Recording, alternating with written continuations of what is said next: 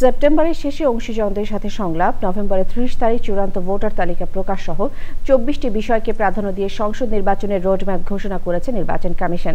EC সচিব জানিয়েছেন, রোজার আগে নির্বাচনের পরিকল্পনা ইসির। ভোটের 60 দিন আগে দেওয়া হবে তফসিল। তিনি বলেছেন, ভোটের যে কোনো চ্যালেঞ্জ মোকাবেলা করা হবে। নাজিব বেগের রিপোর্ট।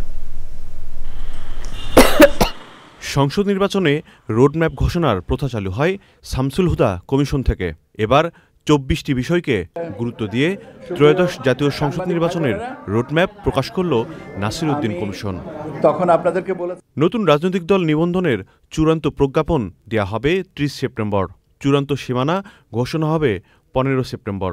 সেপ্টেম্বরে শেষ সপ্তাহ থেকে শুরু হবে অংশীজনদের সঙ্গে সংলাপ। সংসদ নির্বাচনের জন্য চূড়ান্ত ভোটার তালিকা প্রকাশ করা হবে নভেম্বরের শেষে। স্বচ্ছ ব্যালট বক্স চূড়ান্ত করা হবে 30 নভেম্বরের মধ্যে। অংশীজনের সাথে সংলাপ, এটা আমরা শুরু করার ইচ্ছা আছে আমাদের সেপ্টেম্বরের শেষাংশ থেকে।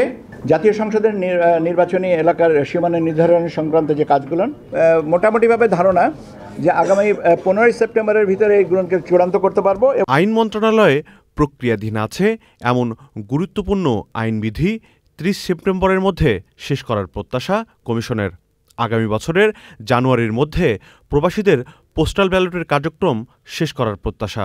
বিদেশি সাংবাদিক ও পর্যবেক্ষকদের অনুমতি প্রদানের কার্যক্রম শেষ হবে 15 নভেম্বরের মধ্যে। নির্বাচনের তফসিল কবে দেয়া হবে সে প্রশ্নের জবাব দেন ইসি সচিব। প্রধান উপদেষ্টা দপ্তর থেকে আমাদের কাছে চিঠি দিয়ে জানানো হয়েছে যেন আগামী রমজানের শুরুতে, রমজানের আগে জাতীয় নির্বাচনের ব্যবস্থা করা হয়। ভোট গ্রহণের তারিখের 60 দিন আগে আমরা তফসিল ঘোষণা করব। তিনি বলেন, ভোটকে উৎসবে পরিণত করতে চান তারা।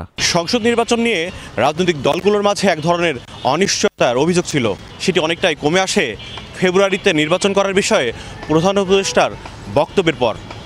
এরই মধ্যে নির্বাচনের রোডম্যাপও ঘোষণা করা হলো। যদিও রোডম্যাপের অনেকাংশের প্রস্তুতি সেরে ফেলেছে নির্বাচন কমিশন, কিন্তু বিগত 3টি নির্বাচনকে ছাপিয়ে একটি গ্রহণযোগ্য ও সুষ্ঠু নির্বাচন করা যে সহজ হবে না সেটি নিশ্চিত করেই বলাই যায়। নাজিব বেগ, চ্যানেল আই, ঢাকা।